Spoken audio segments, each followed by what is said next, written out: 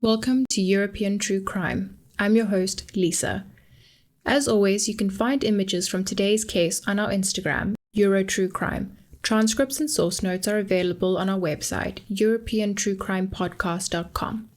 In today's episode, we'll be crossing borders between Ireland, where the crime occurred, and France, where the victim was from.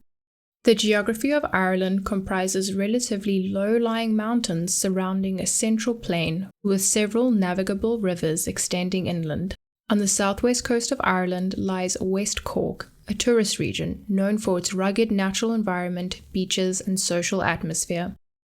Sophie Toscan Du Plantier, who also went by her maiden name of Bouniol, lived in Paris with her fellow film producer husband Daniel and her son from her first marriage, Pierre.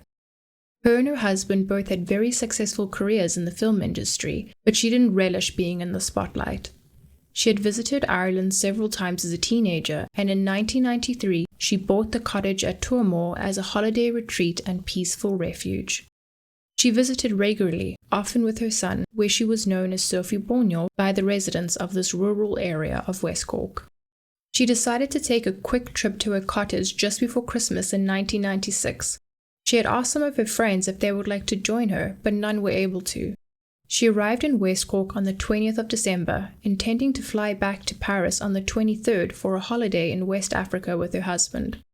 On the 22nd of December, she headed to Three Castle Head, a scenic area where Dunloe Castle is located atop 100-metre-high cliffs. Here she walked for about an hour before heading to Billy O'Sullivan's pub in Crookhaven, where she was a regular on her trips to the peaceful village. The owner, Billy, had a friendly relationship with her and enjoyed practicing his French with her when she would visit. She had a cup of tea and a scone and spoke with some of the locals before heading home. Billy is the last known person to see her alive. The following morning, around 10 a.m., Shirley Foster was headed into town when she spotted something in the pathway near the gate that led to Sophie's property. When she got closer, Shirley realized it was a bloody and beaten body. She called for her husband, Alfie, and ran home to call 999, the Irish emergency number. They only had two neighbors in their remote area, an English couple, who they knew were out of town, and a French woman, who only visited a few times a year.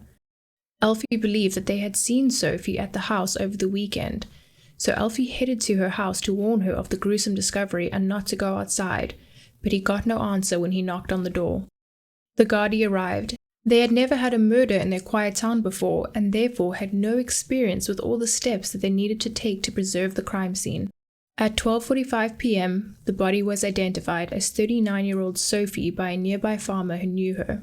Dressed all in white, she was wearing a blood-soaked cotton t-shirt, leggings, and boots. Her dressing gown lay beside her, possibly ripped off or abandoned while trying to escape her attacker. Her leggings were caught in the barbed wire fencing, and it was clear that a struggle had taken place. She had cuts along her arms, broken fingers, and a clump of hair in one clenched fist. Her hair was streaked with blood, her face badly beaten, resulting in one of her eye sockets having been fractured, and on her neck there was the imprint of a Doc Marten boot. Atop her robe lay the murder weapon, a bloody concrete block. There were no signs of sexual assault, and one of the collected blood samples revealed DNA that didn't belong to Sophie.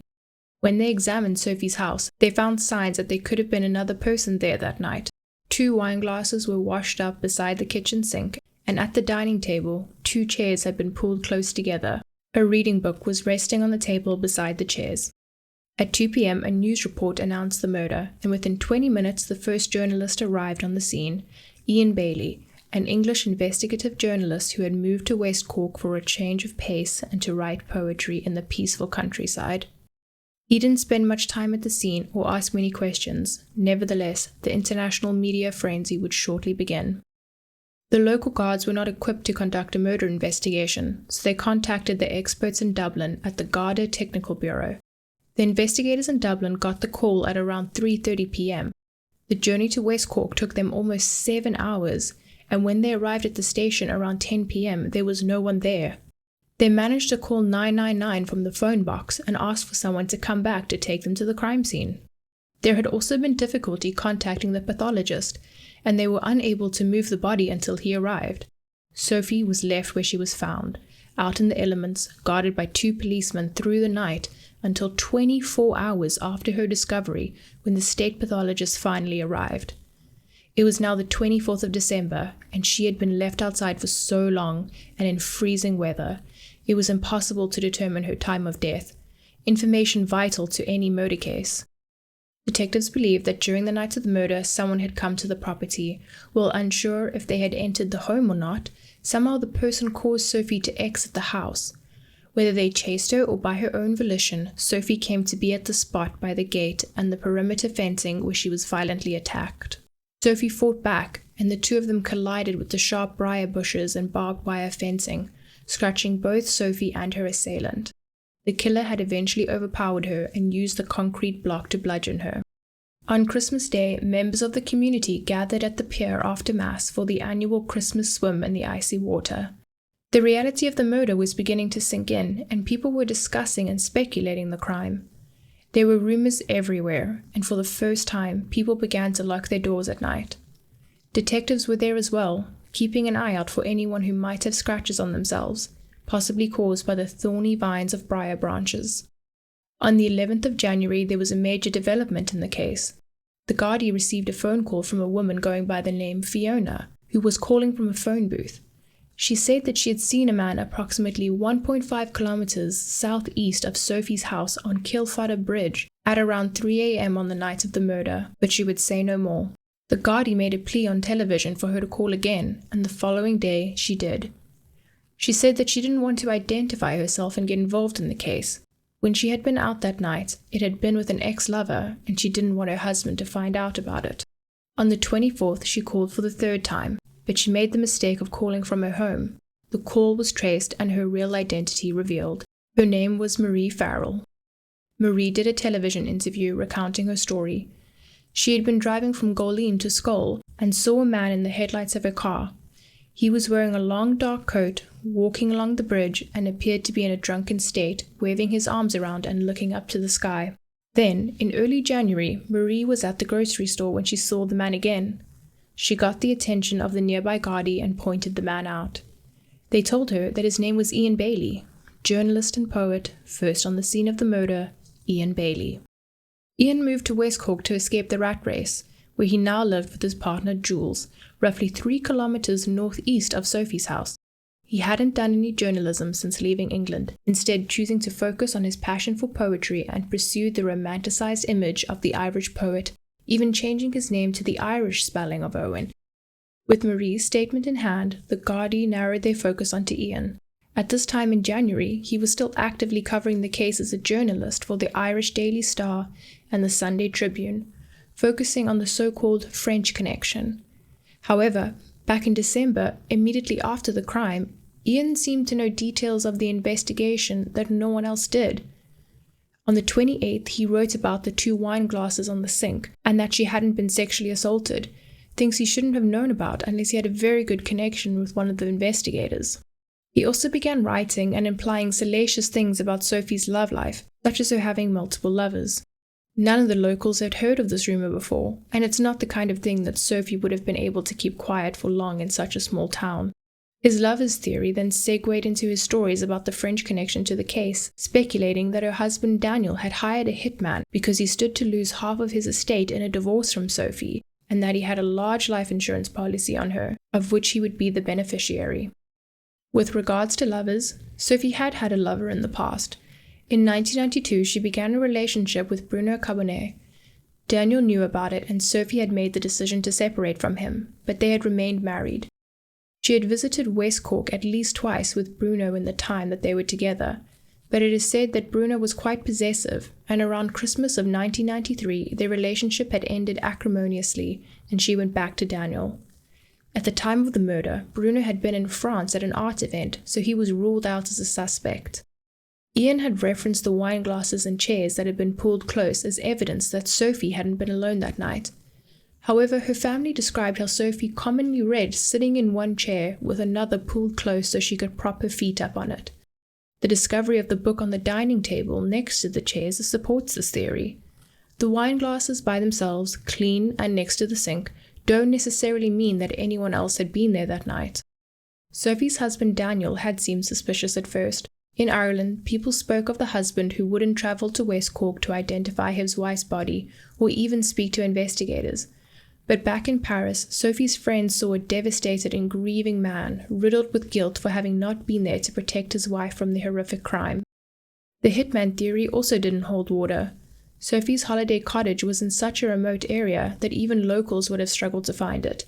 And besides, what kind of a hitman would travel all the way there only to rely on finding a rock nearby to be a murder weapon? In hindsight, many thought that he had invented this theory to devote attention. The first time that Ian heard that he was being investigated was from Helen Callanan, the news editor at the Sunday Tribune. He had called her up to discuss the story he was planning on writing for the next issue when she told him that people had been saying that he was the killer. People had already been discussing the scratches that they had seen on Ian's hands and on his forehead in the days following the murder. Ian said that the scratches on his hands were from cutting down the branches of a spruce tree that he intended to use as a Christmas tree, and that he had gotten the one on his forehead from a turkey that he had slaughtered for Christmas dinner. According to Ian, these had all been very fine scratches, but according to other people, they were more pronounced than that, perhaps similar to the scratches that had been caused by thorny vines. At the end of January, Detective Superintendent Dermot Dwyer visited Bailey. They each give slightly differing accounts of the events. While both agree that the conversation was initially friendly but probing, Ian stated that by the end of it, it had become more threatening, and that the detective had basically implied that he would pin the case on him. Dwyer denies these claims, but it's one man's word against the other. Through interviews, detectives pieced together a timeline for Ian on the 22nd and 23rd of December. On the night of the murder, Ian said that he and Jules were out until midnight. Both Jules and Ian said that they had both gone straight to bed and neither had gotten up during the night. Jules later changed her story and said that she thought that Ian might have gotten up during the night, about an hour after going to bed, but couldn't remember him coming back to bed. Ian then changed his story to say that he had gotten up during the night, but he had only gone to the kitchen to work on a story he was writing for around 30 minutes before returning to bed. Jules also stated that the first time she had noticed the so-called turkey scratch on his forehead had been the following morning. That morning, Sophie's body had been discovered at 10 a.m. Ian said that the first he had heard about it was from Eddie Cassidy at 1:40 p.m. At 2 p.m. it was announced on the news, and by 2:20 p.m. Ian was at the scene. However, that morning Ian had had plans to deliver some turkeys to his neighbors.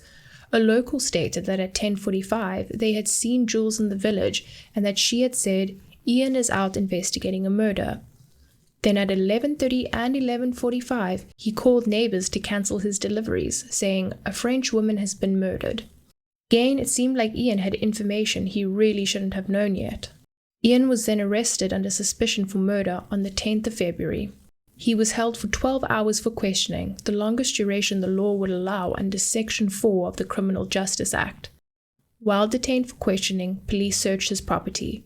They searched the house for the clothes they believed he had been wearing that night, specifically a dark coat and big boots. They found the remains of a fire, 2 to 3 meters in diameter, outside one of the buildings on the property. Witnesses said that they had seen a fire burning on the property on the 26th of December. Ian and Jules, however, said that the fire was much older than that. In the remains, police said that they had found mattress springs, buttons, jeans, and boots, but any hope for potential blood or DNA evidence was gone. With nothing other than circumstantial evidence and no confession, Ian was ultimately released. He repeatedly claimed he was innocent. However, people still believed he did it. Why? Because it turns out he had told people that he did. There are too many of these statements to dive into all of them in just one episode, but one account was given by a couple who on New Year's Eve were in a pub where they spoke with Ian about the murder. They said at one point he broke down crying and said, I did it, I went too far." Another account was made by a 14-year-old boy.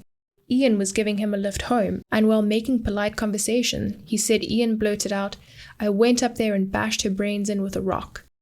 Ian said that it was possible that some of these statements were true, but that he frequently spoke sarcastically or ironically and used black humor. The rumors spreading about Ian became stranger and stranger. People began talking about how he liked to destroy religious artifacts, or how when the moon was full he would go out and howl at it in only his underwear, a hat, and what they call his magic walking stick. 13 months after the murder in January of '98, the Gardaí once again arrested Ian, Under Irish law, investigators are limited to detain a single suspect twice, for a maximum of 12 hours per arrest. They were not going to be allowed a third opportunity. The Department of Public Prosecutions, also known as the DPP, assesses Garda investigations and makes the decision as to whether or not the Gardaí have a strong enough case to prosecute their suspect. They examined the case that still hinged entirely on circumstantial evidence, and with the second interrogation again yielding no confession, they had decided that there was not enough proof to warrant the prosecution of Ian Bailey. It was a massive blow to the investigation, but Ian seemed to be enjoying all of the attention and interviews. In December of 2003, Ian Bailey sued 8 Irish and English newspapers for libel, with the potential for €260,000 in compensation. He cited that the media had been harassing him for 7 years. Most of the witnesses from the criminal case were subpoenaed, and all of them repeated their statements the same as they had all those years ago. Even though Bailey had been the one to take the newspapers to court, it felt more like he was the one on trial. Marie Farrell, the only witness placing Ian out of the house on the night of the murder, also testified to Ian harassing and intimidating her after she had named them in her statements to the Gardaí. She recounted events such as him coming by her shop and saying, "I know you saw me on the bridge that night," or him making cutthroat gestures at her, and when she refused to retract her statement, he had made her life hell. When it was Ian's turn to be cross-examined, he was asked about his troubled relationship with his partner Jules and the domestic assault charges against him. He admitted to 3 documented instances, 2 of which took place before the murder in 1993 and 1996, but denied being a violent man, downplaying the events and referring to them as more like a tussle, and that it took 2 to tango. These so-called tussles had resulted in Jules having sustained injuries such as black eyes, chunks of her hair ripped out, bruised lips, and on one occasion 8 stitches in her head, while Ian walked away without a mark. At the end of it all, the judge ruled against Bailey. The trial had backfired on Ian, and people were convinced of his guilt now more than ever. Back in France, Pierre, Sophie's son, was ready to enter the fight. In September of 2007, Sophie's uncle and Pierre created the Association for the Truth about the Murder of Sophie Toscan Du Plantier, with whom they would meet monthly. The family started off knowing nothing about criminal law, and they began to learn about the differences between the 2 countries' justice systems. The French system was completely different to the one in Ireland. The French rely on a so-called bouquet of evidence, observing the culmination of all the evidence gathered, whereas the British system that Ireland followed is the one more commonly known, the beyond a reasonable doubt way of determining a conviction. Through the efforts of the family and the association, the French investigation began in 2008. Then came another blow to the investigation. Marie Farrell retracted her statements. Compromised by the fact that she had been out with an ex-lover secretly on the night of the sighting, she claims that the police forced her to identify Ian as a suspect. Police apparently told her that it was only for their records and that she would never have to go on trial. She said that in her initial statement to police, the man she had seen didn't fit Ian's description at all. She said that it had been a lean, tanned man of no more than 5'10". However, over multiple interviews, the Gardaí had morphed the description and stretched the account until the description had turned into an imposing, broad man of over 6 foot, a description that then fit Ian Bailey. Bailey started to bounce back, and the criminal case was swinging in his favor. The Gardaí were inexperienced, making many mistakes during the early days of the investigation, and also over the subsequent years. The crime scene hadn't been properly secured and had been trampled. It had taken over 24 hours for the necessary personnel to get to the scene, and there had not been enough of the unidentified blood for DNA testing. And the large gate, which had been covered in blood and taken as evidence, had gone missing. There was a lot of discussion online about the whereabouts of the gate over the years and how it could go missing. It wasn't until mid-2021 that the Garda claimed that they hadn't lost it, but they had chosen to dispose of it around 2006, once it had been deemed to not have any evidentiary value. In 2011, the DPP revealed why they had chosen not to prosecute. They had cited questionable practices from the Gardaí, and that the investigation had been biased. Many witnesses had not given their statements immediately, and a large section was devoted to the credibility, or lack thereof, of Marie Farrell. In regards to the inclusion of Ian's history of violence against women and his confirmed violent beatings of his partner, the DPP had said that that kind of behavior was not uncommon in our society and didn't prove that Ian was capable of killing Sophie in a similar way. Back in France, Sophie's family had been continuing to put pressure on the French government, and so the Irish Garda eventually handed over their files to the magistrate in Paris so that they could continue their investigation. In November of 2014, Ian was suing again, this time the state, and it looked like he might win this time. He accused the Garda of conspiring to frame him for the crime, and Marie Farrell was now his star witness. The defense argued that Marie had proven that she was not credible many times, and when the issue of the man with whom she was that night on Kilfadder Bridge was pressed, she continued to refuse to name him, storming out of the witness box and the courtroom. She was convinced to come back in, and was warned by the judge that her behavior was unacceptable. He then told her that there were going to be no secrets in this trial, so she had to name him. She gave a name, which turned out to be another lie, meaning Marie Farrell had lied under oath and committed perjury. Ian's case, which had seemed so strong to begin with, crumbled, and he once again lost the case, leaving him with a multi-million euro bill for the costs.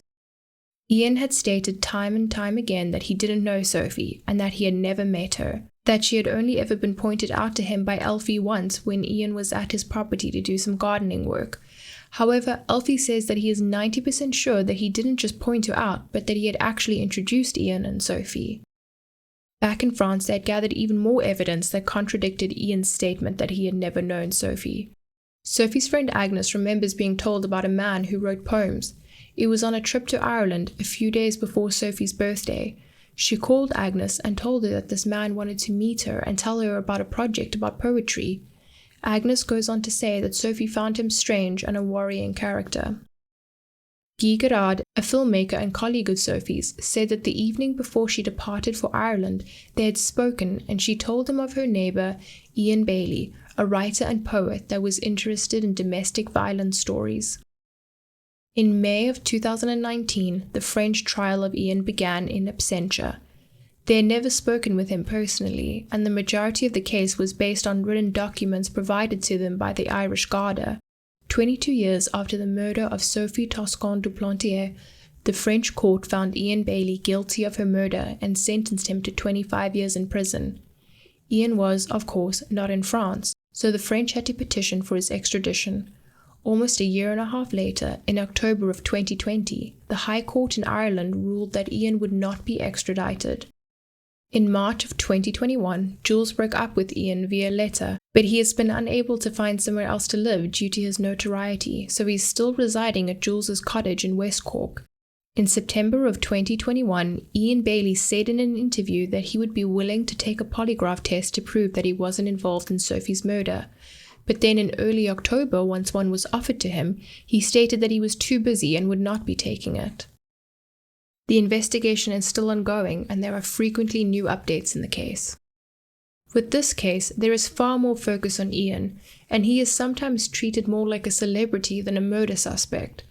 The mistakes made by the Garda are not as heavily scrutinized or publicized.